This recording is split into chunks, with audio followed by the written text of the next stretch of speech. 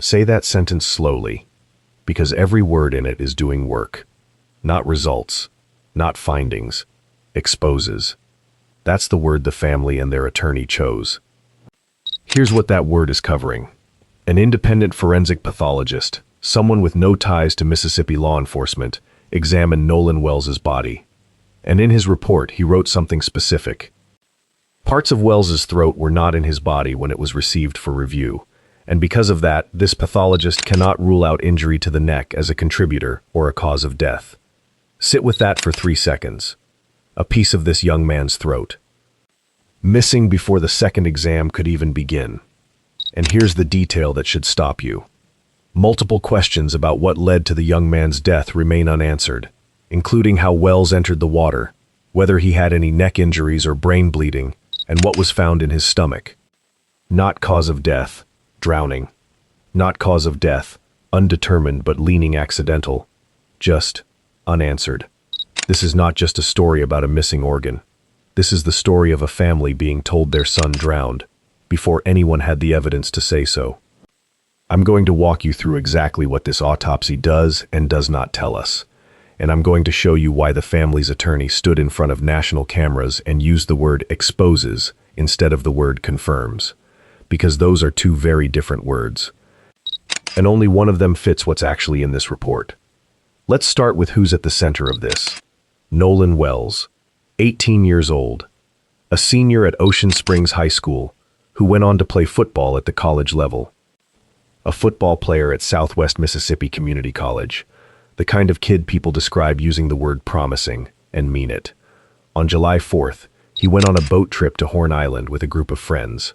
2 days later, his body was recovered. The 18-year-old college student vanished after going on a 4th of July boat trip with friends to one of the Gulf Coast's barrier islands. Wells was last seen on Horn Island, a barrier island about 10 miles from the Gulf Coast. Now, you already know that part. That's not new. What's new, what this video is actually about, is what happened after his body was found. Because 2 autopsies have now been performed on Nolan Wells. One by the state, one by the family's own pathologist. And here's the question we're sitting with today. It's not the one most people are asking. Most people are asking, did Nolan Wells drown? That's not the real question anymore. The real question is this. Why, 3 weeks after his body was recovered, do we have more open questions than we started with?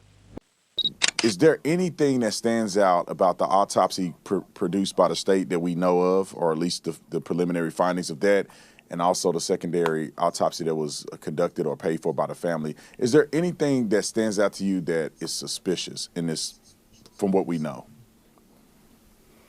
Well, so the difficulty we have at the present time is you have an ongoing investigation. You have findings from each autopsy. He's decomposed. The autopsy from the state hasn't issued any formal declaration. And then the secondary autopsy has had some findings, a reddening of the head, back of the head that they discussed. And then they mentioned the absence of the neck structures and other things. So right at this time, because of the investigation and no autopsy is performed in a vacuum, you have all these parts of the investigation that are still ongoing. And that is why everybody's kind of waiting to see where it goes. Because with a drowning, it's a diagnosis of exclusion, which basically means everything else has to be ruled out before you can say he drowned. Because right now, all we have is a young man found dead in the water and no explanation of how he got there or why he got there. And so until all these findings come into play and everything's kind of done with the investigation, toxicologies come back, histologies come back, which is the microscopic sections. All these factors, once they're all back, then we can finally come to a proper conclusion. But at the present time, we don't really have all the information to give an actual finding. And so when it comes to the redness, Dr. Crowns, what does that actually mean? Because it appears from what I heard of Benjamin Crump's articulation of what the secondary autopsy found was that there was redness, I think, underneath the skin. There was no lacerations to the skin, no obvious signs of bruising or trauma to the external part of the skin. So What does that tell you? I mean, have you seen this in your time doing autopsies? What exactly is redness to the back of his head? What does that mean, and what exactly is he describing there? So it's an interesting statement because Dr. Mitchell doesn't describe it as hemorrhage. He described it as a reddened area in the deep soft tissue of the occipital region of the head, which is the back of the head. There's a reddened area. Deep soft tissue could mean musculature. A reddened area could be hemorrhage, which could be from blunt force trauma. It could also be hyperextension of the neck for some reason, like he fell out of the boat, hyperextended his neck. And it can also be from decompositional changes. Breakdown of the muscular tissue can give this kind of reddened look to the tissue itself. And finally, it could just be post-mortem pooling of the blood in that specific area, because after the decedent was found, he's going to be placed on his back, the autopsy is going to be performed, and then his body was transported to Washington, D.C., where it was then re-autopsied. And all this time it's going to be on its back. Blood's not drained out of the body at autopsy, so you could still see some pooling of the blood. But at this time, is it decompositional changes? Is it trauma? Or is it something else? We really don't know. And I assume Dr. Mitchell probably took sections of the tissue from that area to look at under the microscope to see if it is indeed trauma related. Now, your other question is could we see injuries on the skin surface? Yes, if he had had a bruise to that area, a laceration, which is a cut or a tearing of the skin, and an abrasion, which is kind of scratching the skin surface, you would still be able to see that. Even if he had been decomposed, you would still be able to see that. The only way it would disappear is if scavengers had eaten it away, or he had decomposed so much he'd be skeletal.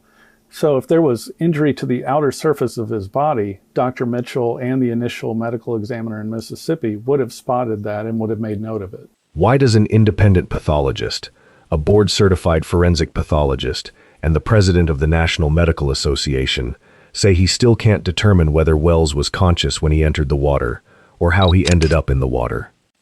That's the question, not how did he die, but why is this so hard to answer? Keep that question in your head. We're coming back to it. Before we go further, quick note, because you're going to want to keep up with this one. This channel tracks active investigations like this one from filing to verdict. If you want the update the day it breaks, not a week later, subscribe now. Okay, let's get into it. I'm not going to walk you through the whole day-by-day timeline of July 4th. You've already seen that covered everywhere. You know the boat trip happened. You know Wells didn't come back with the group. You know his body was found on the island 2 days later. What you need instead is this, the official position, stated plainly, at its strongest. Jackson County Sheriff John Ledbetter said there was no initial indication of a crime, but he stressed that investigators are working diligently to determine exactly what occurred. That's a fair, careful statement from law enforcement. Notice what it does not say. It doesn't say we've ruled out foul play. It says no initial indication. There were no immediate, obvious signs of foul play or trauma on Wells's body, the coroner told CNN. But due to the uncertain circumstances, we asked for an autopsy at the state medical examiner's office so that they could do the full autopsy and be able to tell if there was any foul play or trauma. That's the official position. It's reasonable. It's not dismissive. Even the sheriff has publicly said something important. Nolan Wells's family deserves a thorough and factual investigation, and that's exactly what they're going to get, he told ABC News. So here's the friction. Not speculation, a documented gap. The teen's body was found along the shoreline of Horn Island on July 6th, when local officials said no foul play was suspected. Now count with me. The state medical examiner's office performed an autopsy on July 7th, the day after that public statement. Toxicology results, which are standard, can take weeks to receive. So a public assessment of no foul play suspected was made before the state's own autopsy had even happened. That's not an accusation. That's a sequence of dates, on the public record. Whether that assessment turns out to be correct is a separate question from whether it was made too early. Right now, only the second one has an answer. And the answer is yes. It was made before the evidence existed to support it either way. That gap is exactly why the family didn't wait around. Wells's parents sent their son's body out of state for an independent autopsy. We had his body flown from Mississippi to Washington, D.C., because his family wanted to make sure that they had a doctor who had no ties to Mississippi law enforcement to do an independent examination of their son's body, family attorney Ben Crump said. Think about what that decision costs a grieving family. Flying a body across the country, delaying a funeral, paying for a second exam. That's not something people do on a hunch. That's something people do when the story, as told to them, doesn't add up. Crump said Wells's parents requested an independent autopsy be performed because it is not adding up. And specifically, Crump has challenged the notion that Wells may have drowned, saying the teen was a strong athlete and knew how to swim. Crump and Wells's parents have rejected notions from law enforcement that the teenager drowned, launching their own investigation into his death, including the autopsy. They have said that he was a good swimmer with an athletic build and that the story did not add up. That's the friction. On one side, officials saying no early signs of trauma, likely drowning. On the other, a family with a documented, on-record reason to distrust that conclusion, and the resources to test it. Now let's go deep on the one piece of evidence that actually matters here. Not the boat, not the friends, not yet. The autopsy itself. There are actually two separate documents to understand, and conflating them is where most coverage of this case goes wrong. Document 1, the state autopsy, performed July 7th. Results from the state medical examiner's office have not been made public and will now be sent to a grand jury. We do not have this document. Nobody outside law enforcement and the grand jury does. Anyone telling you what the state autopsy concluded is guessing. Full stop. Document 2, the independent autopsy, commissioned by the family, performed July 10th, results announced July 22nd. This is the one we actually have language from, and this is the one worth going granular on. An independent autopsy report commissioned by the legal team representing Nolan Wells's family found that the teenager's cause and manner of death were undetermined, pending investigation. Undetermined. Not consistent with drowning. Not, no findings of concern. Undetermined. The doctor who performed the autopsy said in the report that he couldn't rule out foul play in the Mississippi teen's death. Now here's where we separate two questions that keep getting collapsed into one online. Question 1. Did Nolan Wells drown? Question 2. Did something happen to him, specifically to his neck, before or as he entered the water? Those are not the same question, and right now, only fragments of the second one have any documented answer at all. Here's exactly what the report says, in the pathologist's own language. Dr. Roger Mitchell noted that parts of Wells's throat were not in his body when it was received for review. Therefore, this pathologist cannot rule out injury to the neck as a contributor or a cause of death, Crump said, calling on local law officials to share with Mitchell their findings from the state autopsy.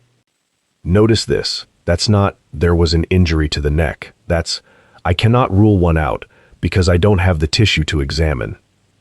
That distinction matters more than almost anything else in this case right now. It's not a finding of harm, it's a finding of an evidentiary gap. But a gap, in a case like this, becomes its own kind of story.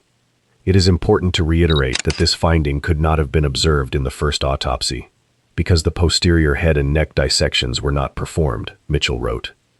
So even the state's own first-pass exam didn't look at this specific area the same way. That's not an accusation of wrongdoing by the state examiner. Removing tissue for closer lab analysis is described by outside doctors as not uncommon for pathologists to remove an organ or tissue to examine deeper inside the body. But it does mean the second doctor was left working with less than a complete body. And the limitations don't stop at the throat. The report also noted that the second autopsy performed on Nolan Wells revealed marked decompositional changes. Additional dissections were performed, for which there were no fractures or deep tissue injuries identified. Read that again. No fractures, no deep tissue injuries identified. That is, on its face, evidence pointing away from a violent physical assault. Also, because of the level of decomposition of Wells's body when Mitchell received it, it could not be determined whether there was bruising. So which is it? No injuries found, or no ability to find injuries? Both statements are true at the same time, and that's exactly why undetermined is the honest word here. not a dodge. And one more limitation, stated plainly by the family's own attorney, it did not include a toxicology report. No drugs or alcohol tested for. Not yet. Not in this document. So here's the frame I want you to hold on to through the rest of this video. Whether Nolan Wells drowned is one question. Whether something happened to his neck before he ever entered the water is a completely different question. And right now, as of this recording, neither one has been formally answered. Not by the family's pathologist, who says he's missing the tissue, and not by the state, whose findings are sealed pending a grand jury. This is only another part of the puzzle, and even though it tells us significant information, we still have more questions than we have answers at this time, Crump said. That's not a lawyer being cagey. Go back and listen to everything we just walked through. He's right. It genuinely is more questions than answers. But here's what changes everything, and it's not the family's pathologist. It's what happens when you put his findings next to an outside expert who has no stake in this case at all. That's coming up next. Let's bring in the expert, because the family's pathologist isn't the only person looking at this case and asking hard questions. Terence Keel is a professor of human biology and society at UCLA. He's not on Crump's team. He's not employed by the state. He's an outside academic voice. And here's how he frames the entire case, in one sentence. The biggest question that's on the mind, certainly of everyone in Jackson County, Nolan's family, and the rest of the world is simply, how did this young black man with such a promising life ahead of him die while on a trip with a group of his peers, who could not explain why he went missing? Sit with that phrasing for a second. Could not explain why he went missing. Not gave an explanation that didn't hold up. Could not explain. Think about the mechanics of that for a second. A group of teenagers goes to an island together. One of them doesn't come home, and the people who were with him, the last people to see him alive, have not, as of this recording, produced an account that fully accounts for those hours. Now, other forensic pathologists, separate from Dr. Mitchell, spoke to CNN about what still needs to be established. And they zeroed in on one specific technical point that most people watching this case have missed entirely. When a body is found in water, and there's a suspicion of drowning, it is important to confirm how that person entered the water, the pathologist wrote in his report. Read that again. It's not about what happened after he was in the water. It's about how he got there in the first place. Walked in, fell in, was placed in. Those are three completely different events, and right now, none of them has been ruled in or ruled out. This information is especially important for those deaths of persons who can swim, as is the case with Nolan Wells. That's not a throwaway line. That's the entire crux of why Crump keeps bringing up Wells's athleticism. Not because being a good swimmer makes drowning impossible. It doesn't. People who can swim drown every year. But it does raise the bar for the "he simply drowned" explanation. It means the explanation has to account for why a strong, healthy 18-year-old athlete ended up in water he couldn't get out of. Does that look like an accident? Or does that look like a scenario nobody has fully reconstructed yet? I want you to notice something else Dr. Mitchell's report raised, because this is the detail that got buried under the throat headline. Reading from the report, Crump said there was red discoloration in the tissue in the back of Wells's head, and the reason for it was unknown. No underlying skull fractures, no lacerations. The pathologist was direct about that, but an unexplained mark on the back of the head that the pathologist himself said needed further investigation. Here's the frame I want you to hold on to. It could be decomposition, it could be settling, a natural post-mortem process, or it could be something else. The report doesn't pick one, and neither should we. But we should notice that a document meant to bring closure instead added a second unresolved item to the list. That's the ground shifting. Not a smoking gun, not a confession, just the number of open questions going up, not down, every time someone official looks closer. Now here's where this case stops being just about one island, one boat, one family. Notice this. Ben Crump didn't just show up in Nashville to talk about Nolan Wells. At the National Urban League's annual conference, Crump joined the families of Nolan Wells, Daniel Irving, and Tyler Smith, and updated all three cases together. According to Crump, all three were 18-year-old black men who died within 3 months of each other, and in each case, The families dispute or are still waiting on the official account of how their son died. Sit with that shape for a second. 3 families, 3 sons, the same age, the same 3-month window, the same pattern. An official cause of death that the people who loved these young men do not believe tells the whole story. I'm not going to tell you those 3 cases are connected by anything more than that pattern. They may not be. Different counties, different circumstances, different facts. To be fair, Crump hasn't claimed these deaths are linked by a single perpetrator or a coordinated act. What he's pointed to is something narrower, a repeated pattern of families being told no foul play almost immediately, before the evidence existed to support that conclusion either way. That's the unraveling in this case, not a suspect's alibi falling apart, because right now, there is no named suspect. What's falling apart piece by piece is the confidence in the original narrative. Remember the missing throat tissue from earlier? Here's why it matters right now.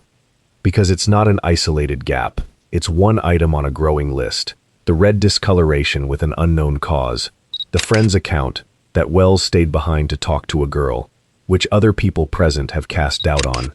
And now this, from the United Cajun Navy, a volunteer search organization involved in recovering Wells' body. They stated, Nolan Wells was not fully clothed, as had previously been reported, directly contradicting an earlier detail in the public account of how his body was found. 1 gap you can call an oversight, 2 gaps, a coincidence, but a pattern of small factual contradictions, showing up in the clothing, the timeline, the medical exam, the eyewitness accounts. That pattern is exactly what pushes a family from grieving quietly to standing in front of national television cameras. Does this look like panic, people scrambling to explain something they didn't expect? Or does it look like a story that was never fully verified in the first place and is now cracking under basic scrutiny? I'm not going to answer that for you, but I want you to notice that both explanations are still on the table. And that, right there, is the entire problem. So where does this actually stand right now, legally, and for the people at the center of it?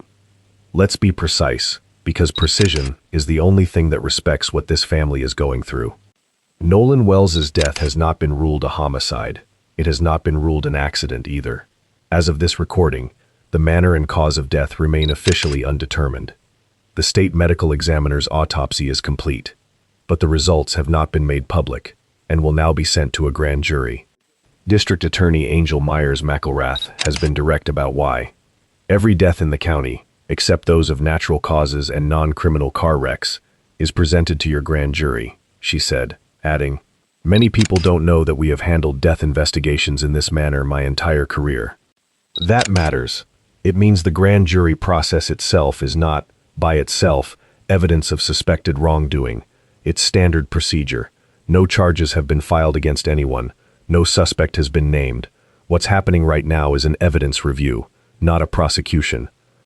At the same time, tensions around this case have escalated in ways that go beyond the family and the investigators. A man was arrested for making a social media threat toward a Chancery Court judge connected to the case, whose son was one of the friends on that boat. Investigators and the state attorney general say they're cracking down on threats as the case draws national attention. That tells you something about the temperature this case is generating, online and in that community, right now. So what does the family actually want? Not a predetermined verdict. Listen to how carefully Crump has framed the ask, over and over. We would hope that the district attorney would present Dr. Mitchell before the grand jury as well. We want all relevant information to be heard by the grand jury. That's not a demand for a conviction. That's a demand that the second autopsy, the one the state didn't perform, actually gets heard by the body deciding what happens next. And listen to Wells's mother, Christine Wells Wansley, in her own words, not paraphrased. She said it's heartbreaking and it's concerning not to have heard from local authorities. She said the last time she spoke to the sheriff's office was a day or 2 after her son's body was found, on July 6th. Let that sit for a second. A mother, weeks into this. And her last real contact with the people investigating her son's death was almost immediately after he was found. She explained why she and her husband are pushing this hard, because authorities told her they believed Wells had drowned and did not suspect foul play, not even an hour after his body was recovered. Not even an hour. That's the sentence this entire investigation now has to answer for. Whether that early assessment turns out to be right or wrong, a mother is left believing her son's death was decided before it was actually examined. Nolan Wells was an athlete.